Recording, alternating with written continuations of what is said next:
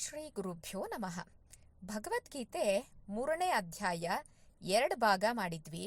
ಅದರಲ್ಲಿ ಹಿಂದಿನ ಸಂಚಿಕೆಯಲ್ಲಿ ಏನು ತಿಳ್ಕೊಂಡ್ವಿ ಅಂತ ಹೇಳಿದ್ರೆ, ಕರ್ಮನೂ ಮಾಡಬೇಕು ಅಂತ ಹೇಳ್ತಾನೆ ಭಗವಂತ, ಆದರೆ ಕರ್ಮಕ್ಕಿಂತ ಜ್ಞಾನ ದೊಡ್ಡದು ಅಂತ ಹೇಳ್ತಾನೆ. ಯಾವುದು ಮಾಡಬೇಕು ಅಂತ ಅರ್ಜುನನ್ಗೆ ಕನ್ಫ್ಯೂಷನ್ನು. ಹಾಗಾಗಿ ಅವನು ಕೃಷ್ಣ ಈ ರೀತಿ ಎರಡೆರಡು ಮಾತಾಡಬೇಡ, ಯಾವುದು ಮಾಡೋದ್ರಿಂದ ನನಗೆ ನಿಜವಾಗ್ಲೂ ಒಳ್ಳೇದಾಗುತ್ತೋ ಅದನ್ನ ನೀನು ಹೇಳು ಅಂತ ಹೇಳ್ತಾನೆ. ಸೊ ಹಾಗಾಗಿ ಕರ್ಮ ಯಾವ ರೀತಿ ಮಾಡಬೇಕು, ಜ್ಞಾನಿಗಳಿಗೆ ಶಾಸ್ತ್ರಗಳಲ್ಲಿ ಏನು ಹೇಳ್ತಾರೆ ಅಂತಂದರೆ ಕರ್ಮ ಮಾಡೋದು ಬೇಕಾಗಿಲ್ಲ ಅಂತ ಹೇಳ್ತಾರೆ.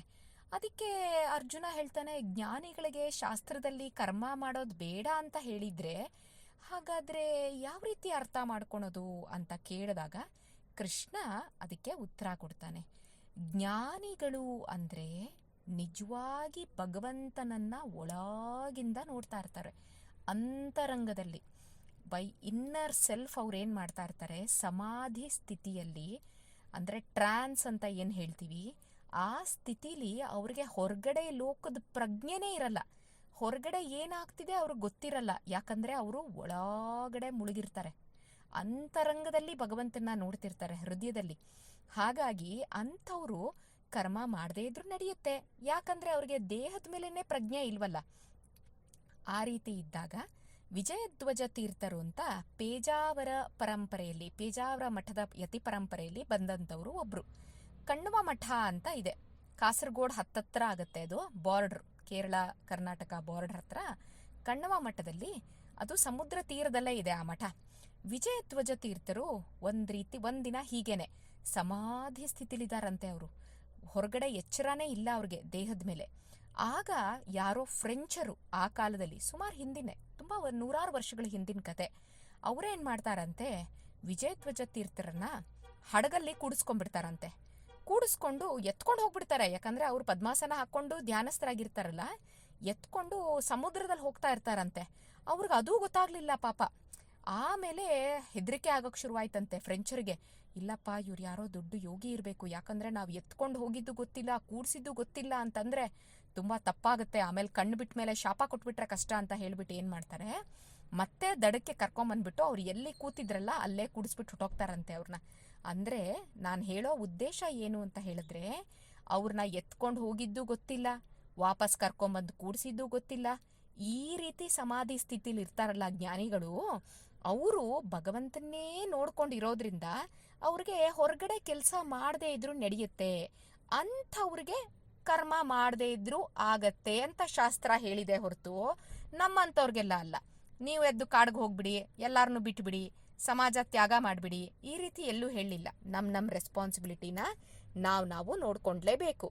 ಯಾಕಂದರೆ ಸಮಾಧಿ ಸ್ಥಿತಿಯಲ್ಲಿ ಯಾರು ಇರ್ತಾನಲ್ಲ ಅವನಿಗೆ ಹಿ ಡೋಂಟ್ ಫೀಲ್ ಹಂಗ್ರಿ, ಹಸುವಾಗಲ್ಲ, ಹಿ ವೋಂಟ್ ಫೀಲ್ ಥರ್ಸ್ಟಿ, ಬಾಯಾರಿಕೆ ಆಗೋದಿಲ್ಲ, ಹೊರಗಡೆ ಪ್ರಪಂಚನೇ ಗೊತ್ತಿರಲ್ವಲ್ಲ. ಆಗ ಅವನು ಏನೋ ನಮ್ಮ ಥರ ಸ್ಪೆಷಲ್ಲಾಗಿ ಜಪ ಮಾಡಬೇಕಪ್ಪ, ನಮ್ಮ ಥರ ಪೂಜೆ ಮಾಡಬೇಕಪ್ಪ, ನಮ್ಮ ಥರ ಭಗವದ್ಗೀತೆ ಭಾಗವತ ಓದಿ ಉದ್ಧಾರ ಆಗಬೇಕಪ್ಪ, ಸಾಧನೆ ಮಾಡಬೇಕು ಅನ್ನೋ ಥರ ಏನೂ ಇರಲ್ಲ. ಯಾಕಂದರೆ ಆಲ್ರೆಡಿ ಅವರು ಸಾಧನೆ ಮಾಡಿ ಒಳಗಡೆ ಭಗವಂತನ ನೋಡ್ತಿರ್ತಾರೆ. ಯಾಕಂದರೆ ನಮ್ದೆಲ್ಲ ಸಾಧನೆ ಏನಕ್ಕೆ ಮಾಡಬೇಕು ಅಂದರೆ ಕಡೆಯದಾಗಿ ಭಗವಂತನ ಸಾಕ್ಷಾತ್ಕಾರ ಆಗ್ಬೇಕು, ನಮಗೆ ಭಗವಂತ ನಮಗೆ ಕಾಣಿಸ್ಕೋಬೇಕು ಒಳಗಡೆ. ಅದಕ್ಕೆ ನಾವೆಲ್ಲ ಪ್ರಯತ್ನ ಪಡ್ತಾ ಇದ್ದೀವಿ ಇದನ್ನೆಲ್ಲ ಮಾಡಿಕೊಂಡು. ಆದರೆ ಅವರು ಆಲ್ರೆಡಿ ಭಗವಂತನ್ನೇ ನೋಡೋದ್ರಲ್ಲಿ ಖುಷಿಯಾಗಿರೋದ್ರಿಂದ ಅವ್ರಿಗೆ ಇನ್ಯಾವ ಸಾಧನೆ ಅನ್ನೋವಂಥದ್ದು ಬೇಕಾಗೋದಿಲ್ಲ. ಅಲ್ಲಿ ಅವ್ರಿಗೆ ಸಮಾಜ ಅನ್ನೋವಂಥದ್ದು ಇರಲ್ಲ, ಸೊಸೈಟಿ ರೆಸ್ಪಾನ್ಸಿಬಿಲಿಟೀಸ್ ಇರೋದಿಲ್ಲ, ಅಥವಾ ನನ್ನ ಫ್ಯಾಮಿಲಿ, ನನ್ನ ರಿಲೇಟಿವ್ಸ್ ಅನ್ನೋವಂಥದ್ದು ಇರೋದಿಲ್ಲ, ನಾನು ನನ್ನದು ಅನ್ನೋವಂಥದ್ದು ಇರೋದಿಲ್ಲ, ದೇಹನೇ ಇಲ್ಲ ಅಂದಮೇಲೆ. Because everything is by product of our body.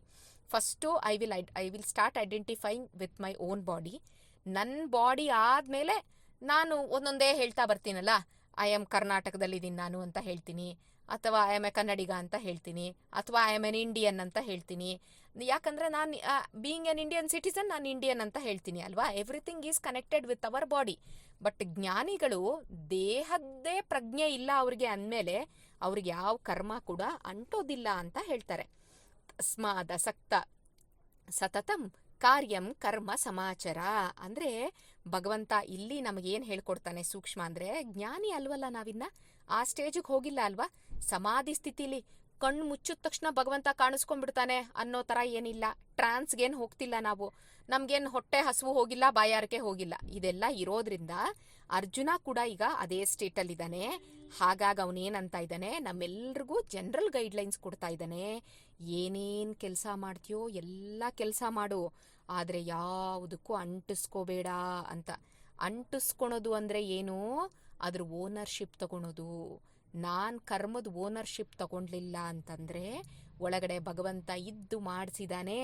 ಭಗವಂತನ ಪ್ರೀತ್ಯರ್ಥವಾಗಿ ನಾನು ಓದಿದೆ, ಭಗವಂತನ ಪ್ರೀತ್ಯರ್ಥವಾಗಿ ನಾನು ಎಕ್ಸಾಮ್ ಬರೆದೆ, ಭಗವಂತನ ಪ್ರೀತ್ಯರ್ಥವಾಗಿ ನಾನು ಕ್ಲಾಸ್ ಕೇಳಿಸ್ಕೊಂಡೆ, ಭಗವಂತನ ಪ್ರೀತ್ಯರ್ಥವಾಗಿ ನಾನು ಊಟ ಮಾಡಿದೆ. ಪ್ರತಿಯೊಂದೂ ಕೂಡ ಭಗವಂತನ ಪ್ರೀತ್ಯರ್ಥವಾಗಿ ನಾನು ಕರ್ಮ ಮಾಡಿದಾಗ ನನಗೆ ರಿಸಲ್ಟ್ ಬಗ್ಗೆ ತಲೆ ಕೆಡಿಸ್ಕೊಳಲ್ಲ ನಾನು. ಹಾಗಿದ್ದಾಗ ಏನಾಗತ್ತೆ, ಅದು ನಮ್ಮನ್ನ ಭಗವಂತನ ಹತ್ರ ಕರ್ಕೊಂಡು ಹೋಗುತ್ತೆ. ಎಲ್ಲಾನು ಭಗವಂತನಿಗೋಸ್ಕರ ನಾನು ಮಾಡ್ತೀನಲ್ಲ, ಭಗವಂತನಿಗೆ ತುಂಬ ಖುಷಿಯಾಗಿ ಏನಾಗತ್ತೆ, ಬಾಪ ಆಲ್ರೆಡಿ ಇಲ್ಲಿ ಟ್ರೈನ್ ಆಗಿದ್ಯಾ ನೀನು, ಅದಕ್ಕೆ ನನ್ನ ಲೋಕಕ್ಕೆ ಕರ್ಕೊಂಡು ಹೋಗ್ಬಿಡ್ತೀನಿ. ಅಲ್ಲಿ ಬೇರೆಯವರೆಲ್ಲ ಏನೂ ಮಾಡಲ್ಲ, ಯಾಕಂದರೆ ಭಗವಂತನಿಗೇನೆ ಎಲ್ಲ ಮಾಡೋದು ಮೋಕ್ಷದಲ್ಲಿ. ಅಲ್ಲಿಗೆ ನೀನು ಫಿಟ್ ಆಗ್ತಾ ಇದೆಯಾ ಅಂತ. ಅದಕ್ಕೆ ಟ್ರೈನಿಂಗ್ ಸೆಂಟರ್ ಥರ ನಾವು ಇದನ್ನು ಉಪಯೋಗಿಸ್ಕೋಬೇಕು ನಮ್ಮ ಲೈಫನ್ನು. ನಾವಿಲ್ಲಿ ಎಲ್ಲರ ಜೊತೆ ಇದ್ದರೂ ಕೂಡ, ಈಗ ನಾನು ಯಾರಿಗೋ ಊಟ ಬಡಿಸ್ತಾ ಇರ್ತೀನಿ ಮನೆಯಲ್ಲಿ ಅಂತ ಅಂದ್ಕೊಳ್ಳೋಣ. ಒಳಗಡೆ ಇರೋ ಭಗವಂತ ಪ್ರೀತಿ ಆಗಲಿ ಅಂತ ನಾನು ಊಟ ಹಾಕ್ತಾ ಇದ್ದೀನಿ. ಮನೇಲಿ ಅಡುಗೆ ಮಾಡಬೇಕು, ಒಳಗಡೆ ಇರುವಂತಹ ಭಗವಂತ ನನ್ನಿಂದ ಮಾಡಿಸ್ತಾ ಇದ್ದಾನೆ. ಭಗವಂತನ ಪ್ರೀತಿಗೋಸ್ಕರ ನಾನು ಅಡುಗೆ ಮಾಡ್ತಾ ಇದ್ದೀನಿ. ಈ ರೀತಿ ಪ್ರತಿಯೊಂದು ಕೆಲಸನೂ ವಾದಿರಾಜರು ಹೇಳ್ತಾರೆ, ಮನೆ ಯಾವುದು ಎಲ್ಲೋ ಹುಡ್ಕೋದು ಬೇಕಾಗಿಲ್ಲ. ಈಗ ದೇವಸ್ಥಾನಗಳಿಗೆ ಹೋಗ್ತೀವಿ ಪುರ್ಸೊತ್ತಿದ್ದಾಗ, but can we go every day to the temple? No, we cannot. ಆಗೇನು ಮಾಡೋದು ಅಂದರೆ, ಶ್ರೀ ವಾದಿರಾಜ ಗುರು ಸಾರ್ವಭೌಮರು ಒಂದು ತುಂಬ ಸಿಂಪಲ್ ಆಗಿರೋ ಸೊಲ್ಯೂಷನ್ ಕೊಡ್ತಾರೆ. ನನ್ನ ಮನೆ ಅನ್ನುವಂಥದ್ದು ಏನಿದೆಯಲ್ಲ, ಅದು ನಿನ್ನ ಮನೆ ಅಲ್ಲ, ಅದೇ ವೈಕುಂಠ, ಅದೇ ಅನಂತಾಸನ, ಅದೇ ಶ್ವೇತದ್ವೀಪ. ಅದನ್ನ ಚೆನ್ನಾಗಿ ಇಟ್ಕೋಬೇಕಲ್ಲ ಭಗವಂತನ ಮನೆ. ಎಸ್ಪೆಷಲಿ ದೇವ್ರ ಕೋಣೆ ತುಂಬ ನೀಟಾಗಿ ಇಟ್ಕೊಂಡಿರ್ತೀವಿ. ಪೂಜಾ ರೂಮ್ ಅಂದರೆ it will be always very ನೀಟಾಗಿರುತ್ತೆ. ಯಾಕೆ? ಭಗವಂತ ಅಲ್ಲಿದ್ದಾನೆ ಅಂತ. ಹೇಗೋ ಹಾಗೆ ಇಡೀ ಮನೆನೇ ಭಗವಂತನ ಮನೆ ಅಂತಂದರೆ ನಾವು ಅವಾಗೇನಾಗತ್ತೆ, ಮನೇನ ಆಬ್ವಿಯಸ್ಲಿ ಚೆನ್ನಾಗಿ ಇಟ್ಕೋತೀವಿ. ಏನೋ ಕಸ ಗುಡಿಸ್ತಾ ಇರ್ತೀನಿ, ಕಸ ಗುಡಿಸ್ಬೇಕಾದ್ರೆ I have to bend myself ಅಲ್ವಾ. ನಾನು ಕಸ ಗುಡಿಸ್ಬೇಕಾದ್ರೆ ನಾನು ಬಗ್ಗಬೇಕು. ಆಗ ವಾದಿರಾಜ ಗುರು ಸಾರ್ವಭೌಮರು ಹೇಳ್ತಾರೆ, ದಾಸಿ ನಾನು ಅಂತ ಅನ್ಕೊಂಡು ಕಸ ಗುಡಿಸು. ಭಗವಂತಂದೇ ಲೋಕ ಅಲ್ವಾ ಇದು, ಈ ಮನೆ ವೈಕುಂಠ ಅಲ್ವಾ. ವೈಕುಂಠದಲ್ಲಿ ಭಗವಂತನ ಮನೇನ ನಾನು ಗುಡಿಸ್ತಾ ಇದ್ದೀನಿ, ಭಗವಂತನ ದಾಸಿ ನಾನು ಅಂತ ಗುಡಿಸ್ದಾಗ ಏನಾಗತ್ತೆ, ಗುಡಿಸೋದು ಕೂಡ ಭಗವಂತನ ಪೂಜೆ ಆಗತ್ತೆ. ಯೂಶ್ವಲಿ ನಾವೇನು ಅನ್ಕೋತೀವಿ, ಭಗವಂತನ ಪೂಜೆ ಅಂದರೆ ಪೂಜಾ ರೂಮ್ ಒಳಗಡೆ ಹೋಗಿ ದೀಪ ಹಚ್ಚೋದು, ಪೂಜಾ ರೂಮ್ ಒಳಗಡೆ ಹೋಗಿ ಊದ್ಕಡ್ಡಿ ಹಚ್ಚಿ ಆರತಿ ಮಾಡೋದು, ಜಪ ಮಾಡೋದು ಮಾತ್ರ ಭಗವಂತನ ಪೂಜೆ ಅಂತ. Yes, obviously that is required. ಅದೆಲ್ಲ ಟ್ರೈನಿಂಗಿಗೆ ನಮಗೆ ಬೇಕೇ ಬೇಕು, ಇನ್ಎವಿಟಬಲ್. ಅದನ್ನು ನಾವು ಬಿಟ್ಟಾಕೋಂಗಿಲ್ಲ. ಆದರೆ ಅಷ್ಟನ್ನ 24/7 ಮಾಡ್ತೀವಾ? ಇಲ್ಲ ಅಲ್ಲ. ಹಾಗಾದರೆ 24/7 ನಮ್ಮ ಇಂಟೆನ್ಷನ್ ಹೇಗಿರಬೇಕು, ದ ಮೂಡ್ ಹೇಗಿರಬೇಕು ಅಂದರೆ ಸರ್ವೀಸ್ ಮೂಡಲ್ಲಿ ಇರಬೇಕು. ಪ್ರತಿಯೊಂದನ್ನು ಕೂಡ ಭಗವಂತನ ಸೇವಾ ರೂಪವಾಗಿ ನಾವು ಮಾಡ್ತಾ ಇದ್ದಾಗ ಏನಾಗತ್ತೆ, ಅದು ನಮ್ಮನ್ನ ಭಗವಂತನ ಹತ್ರ ಕರ್ಕೊಂಡು ಹೋಗುತ್ತೆ. ನಾವು ಮಾಡುವಂಥ ಕರ್ಮ ಬಂಧಕನೂ ಆಗ್ಬೋದು, ಮೋಚಕನೂ ಆಗ್ಬೋದು. ಇದನ್ನು ನಾನು ಹೇಳಿದೆ. ಬಂಧಕ ಅಂದರೆ ವಿಚ್ ವಿಲ್ ಬೈಂಡ್ ಅಸ್, ಮತ್ತೆ ಮತ್ತೆ ನಮ್ಮನ್ನ ಇಲ್ಲೇ ಕಟ್ಟಾಕತ್ತೆ. ಯಾಕೆ? ನಾನು ಓನರ್ಶಿಪ್ ತಗೊಂಡ್ರೆ. ಓನರ್ಶಿಪ್ ನಂದಲ್ಲ, ಭಗವಂತನ ಪ್ರೀತಿಗೋಸ್ಕರ ಮಾಡ್ತಾ ಇದ್ದೀನಿ. ಹೋಗ್ಲಿ, ನಾನು ಮಾಡ್ತಾ ಇದ್ದೀನಾ? ಒಳಗಡೆ ಇದ್ದು ಭಗವಂತನೇ ಮಾಡಿಸ್ತಾ ಇರೋದು. What is my size? Original size 1/10,000th of tip of the hair ಅಲ್ವಾ, ಹಾರ್ಸ್ದು ಒಂದು ಹೇರು.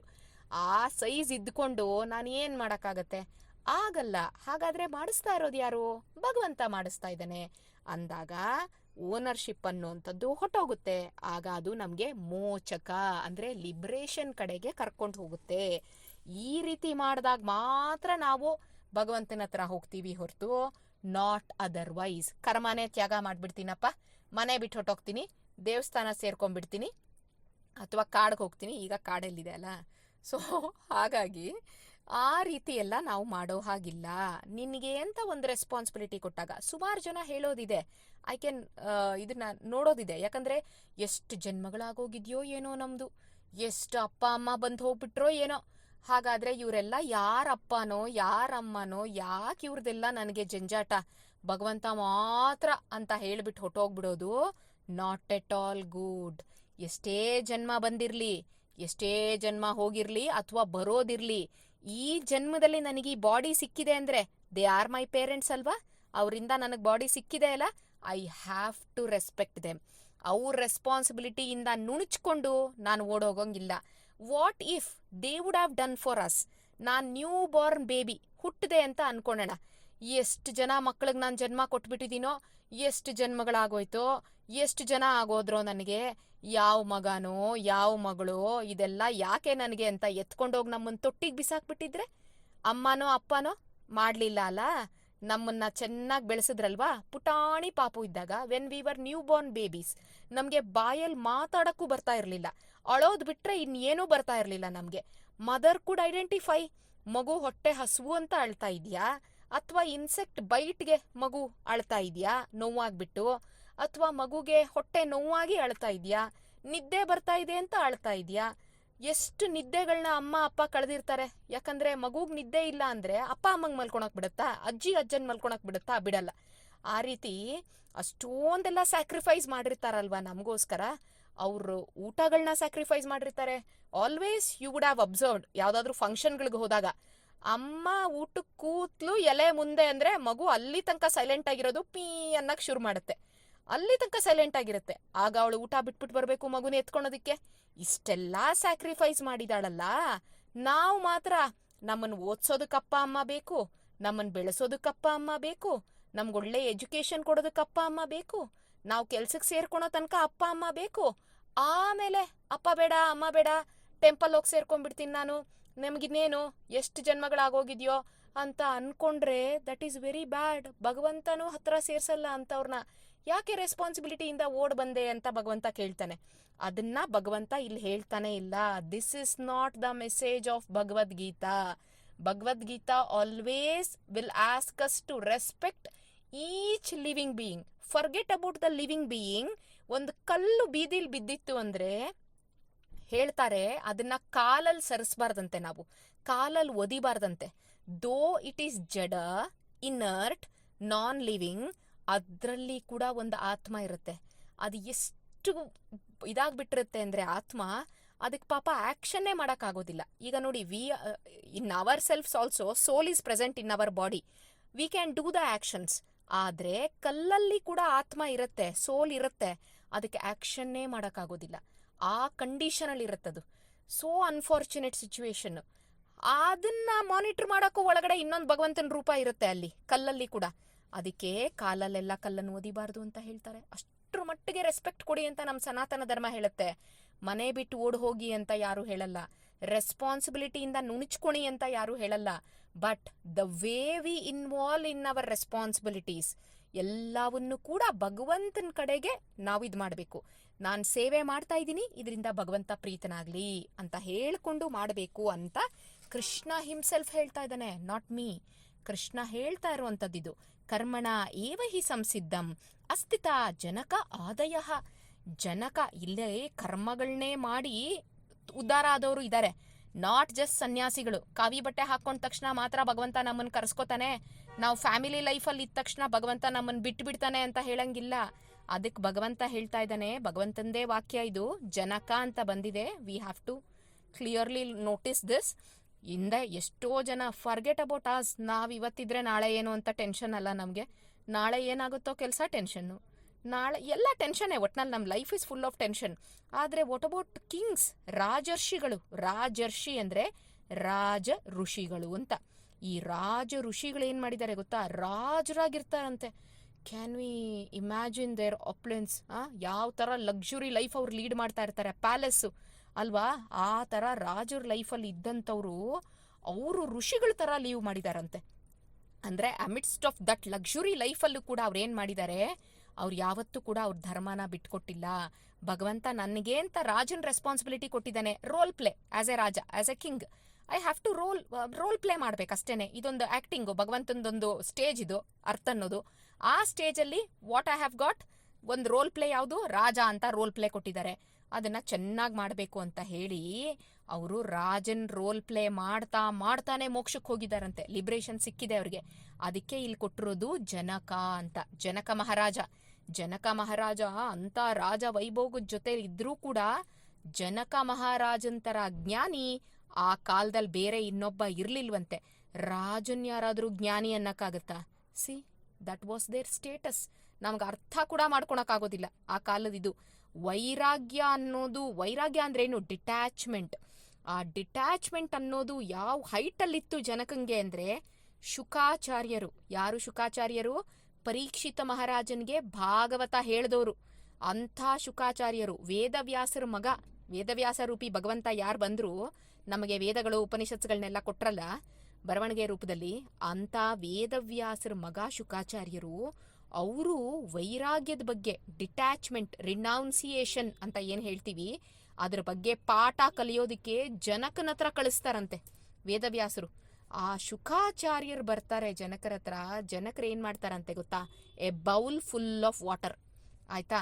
ಆ ಶುಕಾಚಾರ್ಯರಿಗೂ ಡೌಟ್ ಬರುತ್ತಂತೆ, ನಮ್ಮಂಗೆ ಡೌಟು.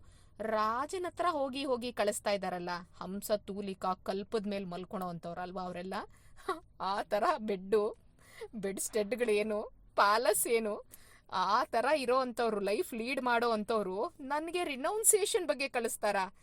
ಏನಪ್ಪ ಜೋಕ್ ಇದು ಅಂತ ಅನ್ಕೊಂಡು ಹೋಗ್ತಾರೆ ಅವರು. ಆಗ ರಾಜನ್ಗೆ ಕೇಳ್ತಾರಂತೆ, ಈ ಥರ ವೈರಾಗ್ಯದ ಪಾಠ ಮಾಡಿ ನನಗೆ ಅಂತ. ರಾಜ ಏನು ಹೇಳಲ್ಲ, ಪಾಠ ಮಾಡಲ್ಲ. See, that is their beauty. ಅವ್ರೇನು ಮಾಡ್ತಾರೆ, a bowl full of water, ಅದನ್ನ ಎರಡೂ ಕೈಯಲ್ಲಿ ಹಿಡ್ಕೋ ಅಂತ ಹೇಳ್ತಾರಂತೆ. ಒಂದು ಬೌಲ್, ದೊಡ್ಡ ಬೌಲು, ಅದನ್ನ ಒಂದು ಕೈಯಲ್ಲಿ ಹಿಡಿಯೋಕ್ಕಾಗಲ್ಲ, ಎರಡು ಕೈಯಲ್ಲಿ. ನನ್ನ ಅರಮನೆಗೆ ಒಂದು ಪ್ರದಕ್ಷಿಣೆ ಬಾ ಅಂತ ಹೇಳ್ತಾರೆ. ಸರ್ಕಮ್ಯಾಮ್ಯುಲೇಟ್, ಒಂದು ರೌಂಡ್ ಬಾಪ್ಪ, ನೀನು ರೌಂಡ್ ಹೊಡ್ಕೊಂಡು ಬಾ ಅರಮನೆನ. ಆದರೆ ಸೀಟುವೇಟ್, ಬೌಲಲ್ಲಿರೋ ಅಂಥ ನೀರು ಒಂದು ಡ್ರಾಪ್ ಕೂಡ ಕೆಳಗಡೆ ಬೀಳಬಾರ್ದು ಅಂತ ಹೇಳ್ತಾರಂತೆ.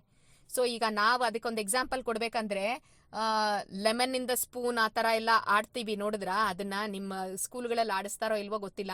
ಬಾಯಲ್ಲಿ ಸ್ಪೂನ್ ಇಟ್ಕೊಂಡು ಒಂದು ಲೆಮನ್ ಇಟ್ಕೊಂಡ್ಬಿಡೋದು ಅದ್ರ ಮೇಲೆ. ಓಕೆ, ಒಂದು ನಿಧಾನಕ್ಕೆ ನಡ್ಕೊಂಡು ಹೋಗ್ಬೇಕು, from one line to the another line. Lemon ಎಲ್ಲೂ ಬೀಳಂಗಿಲ್ಲ ಮಧ್ಯದಲ್ಲಿ. ಯಾವಾಗ ಬೀಳುತ್ತೆ ಗೊತ್ತಾ? When our attention diverts. ನಾವು ಆ ಕಡೆ ನೋಡ್ಬಿಟ್ರೆ ಬಿದೋಗ್ಬಿಡುತ್ತೆ. ಕಂಪ್ಲೀಟ್ ಕಾನ್ಸಂಟ್ರೇಷನ್ ಲೆಮನ್ ಮೇಲೆ ಇತ್ತು, ಸ್ಪೂನ್ ಮೇಲೆ ಇತ್ತು ಅಂದ್ರೆ ನಾವು ಹೋಗ್ತೀವಿ ನೆಕ್ಸ್ಟ್ ಲೈನ್ ತನಕ. ಹೇಗೋ ಹಾಗೆ ನೋಡ್ಸಿರೋದು ಪ್ಯಾಲೇಸಲ್ಲಿ ರೌಂಡ್ ಹೊಡಿ ಅಂತ. ಮೈಸೂರು ಪ್ಯಾಲೇಸೇ ಎಷ್ಟು ಚೆನ್ನಾಗಿದೆ ಗೊತ್ತಾ ನೋಡೋದಕ್ಕೆ. ಅದು ಈಗೀಗ ಕಟ್ಟಿರೋದು, 200 years ಆಯ್ತೇನೋ. ಆದರೆ ಆಗ ಜನಕ ಮಹಾರಾಜನ್ palace, we cannot even imagine. ಅಂಥ ಪ್ಯಾಲೇಸು, ಆ ಕಡೆ ಈ ಕಡೆ ಎಷ್ಟೆಲ್ಲ ಅಟ್ರಾಕ್ಷನ್ಸ್ ಇರುತ್ತೆ. ಆದರೆ ನಾನು ಆ ಕಡೆ ಈ ಕಡೆ ಅಟ್ರಾಕ್ಷನ್ ನೋಡಿದೆ ಅಂದರೆ ಏನಾಗುತ್ತೆ ಗೊತ್ತಾ? ಆ ಬೌಲಲ್ಲಿರೋ ನೀರು ಬಿದೋಗ್ಬಿಡುತ್ತೆ. ಅದಕ್ಕೆ ಜನಕ ಮಹಾರಾಜ ಏನು ಹೇಳ್ತಾರೆ, ಪ್ಯಾಲೇಸ್ ಪೂರ್ತಿ ಒಂದು ರೌಂಡ್ ಹೊಡ್ಕೊಂಡು ಬಾ, ಆದರೆ ಬೌಲಲ್ಲಿರೋ ನೀರು ಕೆಳಗಡೆ ಬೀಳಂಗಿಲ್ಲ ಅಂತ. ಎಷ್ಟು ಅಟೆಂಟಿವ್ ಆಗಿರ್ಬೇಕಲ್ವಾ? ಆ ರೀತಿ ಟೆಸ್ಟ್ಗಳು. ಅದರಲ್ಲೇ ಗೊತ್ತಾಗುತ್ತೆ ವೈರಾಗ್ಯ ಅಂದರೆ ಏನು ಅಂತ. ನನ್ನ ಅಟೆನ್ಷನ್ ಹೋಯ್ತೋ, ನನಗೆ ಅದ್ರ ಮೇಲೆ ಮನಸ್ಸಾಯ್ತು ಅಂತ. ಇಲ್ಲಪ್ಪ, ಏನಾದರೂ ಆಗಲಿ ನನ್ನ ಅಟೆನ್ಷನ್ ನೀರ್ ಮೇಲೆ ಅನ್ಕೊಂಡಿದ್ರೆ ವೈರಾಗ್ಯ ಬರಲ್ಲ ಆಗ.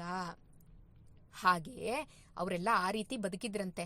ಆಮೇಲೆ ಕೊನೆ ಕೇಳ್ತಾರೆ, ಏನು ಈ ಥರ ಲೈಫ್, ರಾಯಲ್ ಲೈಫ್ ಲೀಡ್ ಮಾಡ್ತಾ ಇದ್ರು ಕೂಡ ನೀವು ಹೆಂಗೆ ಇಷ್ಟು ಸ್ಟಡಿಯಾಗಿದ್ದೀರಾ ಅಂತಂದರೆ, ಮೇಲ್ಗಡೆ ಒಂದು ಕತ್ತಿ ನೇತಾಕಿದ್ದಾರೆ ಉದ್ದಕ್ಕೆ. ಅದ್ರದ್ದು ಹಾಕಿರೋದು ದಾರ ಇಟ್ ಈಸ್ ವೆರಿ ವೀಕ್ ಆಗಿದೆ. ಎನಿ ಟೈಮ್ ಅದು ಬೀಳ್ಬೋದು ತಲೆ ಮೇಲೆ. ಆವಾಗ ನಾನು ಆರಾಮಾಗಿರ್ತೀನ ಊಟ ತಿಂಡಿ ತಿನ್ಕೊಂಡು.